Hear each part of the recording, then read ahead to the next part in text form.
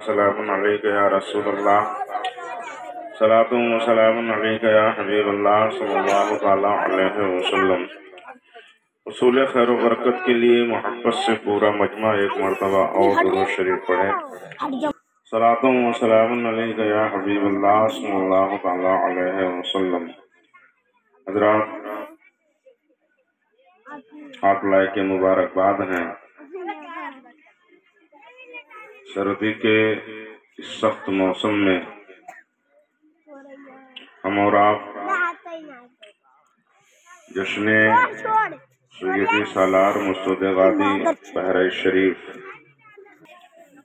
और आपने ये इंतज़ाम किया, आपने इतनी हिम्मत जुटाई। अल्लाह रब्बुल इज़्ज़त के हुजूर में दुआ है कि मौला ताला आप सभी लोगों की मेहनतों को और इस सर्दी में आकर यहाँ बैठकर चंद बातें सुनने को और हमारे बोलने को सरकार गाज़ी पाक के सदका व तुफ़ैल अल्लाह ताला अपनी बारगाह में कबूल फरमाए। आज ये रजब की 14वीं शब है। कल आने वाला दिन जुमा का दिन और वो 14 रजब का दिन होगा। ये तारीख हमारे आका सैयदी सालार मसूद गादी बहराइच शरीफ की शहादत की तारीख है, और इसी तारीख में 150 साल का फासला कह लीजिए। 14 रजब ही को सरकार गरीब नवाज अताए रसूल सरकार ख्वाजा गरीब नवाज अजमेर शरीफ, उनकी पैदाइश की तारीख है। हमारे आका सैयदी सालार मसूद गादी की पैदाइश 21 शाबान है 405 हिजरी। और मजे की बात ये देखिए कि सरकार गरीब नवाज की पैदाइश संजर की जमीन है, लेकिन तारीख पैदाइश 14 रजब है, और सरकार गाज़ी पाक की जाए पैदाइश अजमेर शरीफ है। सरकार गाज़ी पाक की जाए पैदाइश अजमेर शरीफ है, और तारीख पैदाइश 21 शाबान है। अब ये जो हालात हैं, हम और आप इन तारीखों को देखें।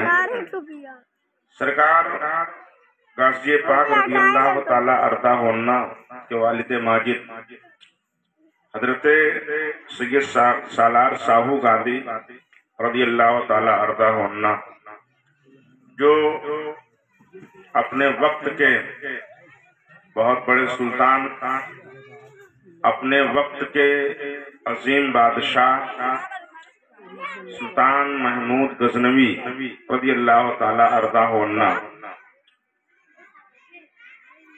उनके वो सगे बहनोई होते हैं। सरकार गाज़ी पाक की वालदा हजरत बीबी सदर मौला रज़ियल्लाहु ताला अन्हा महमूद गजनवी रज़ियल्लाहु ताला अर्दा होन्ना की सगी बहन होती हैं। और महमूद गजनवी की शान किसी से ढकी छुपी नहीं है। आप अजीम शान शाही घराने में आपकी पैदाइश है,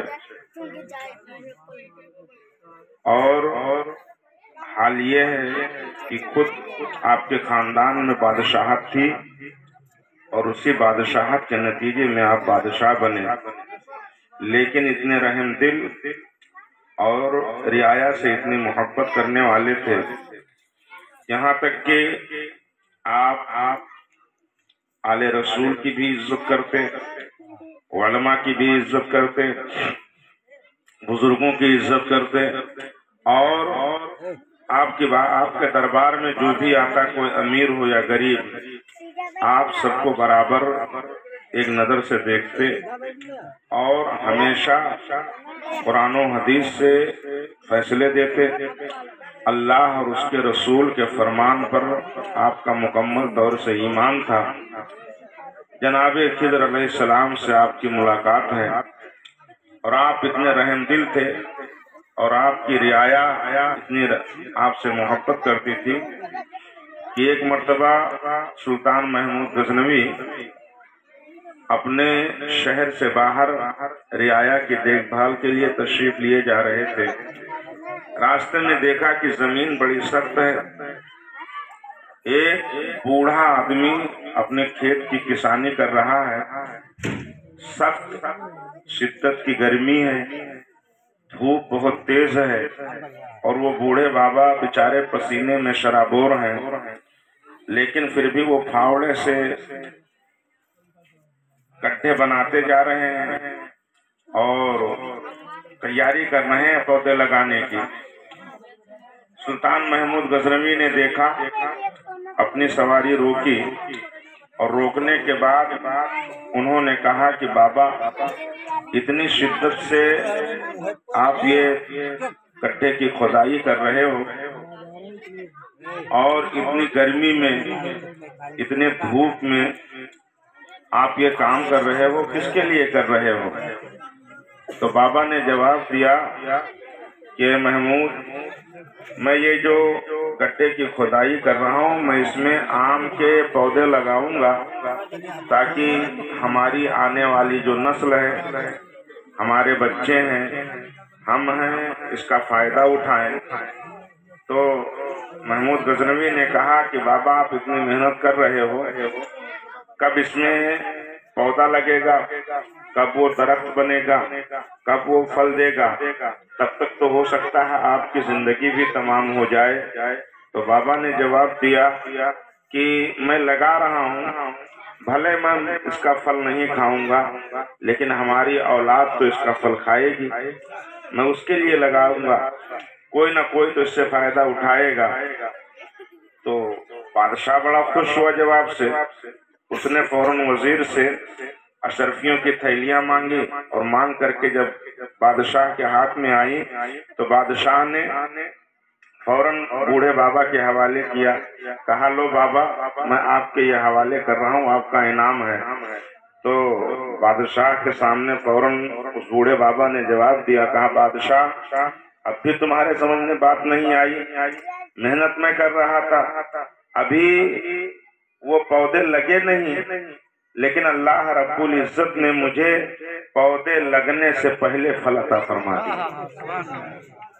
کہا پودے لگنے سے پہلے مجھے پھل عطا فرما دیے اور اب یہ تو پھل میں کھاؤں گا ہی۔ بادشاہ پھر خوش ہو گیا، اس نے ایک اشرفی کی تھیلی اور نکالی اور بوڑھے بابا کے حوالے کی اور حوالہ کرنے کے بعد چلنے لگا تو اس بوڑھے شخص نے روک لیا، کہا کہ بادشاہ سنتے جاؤ،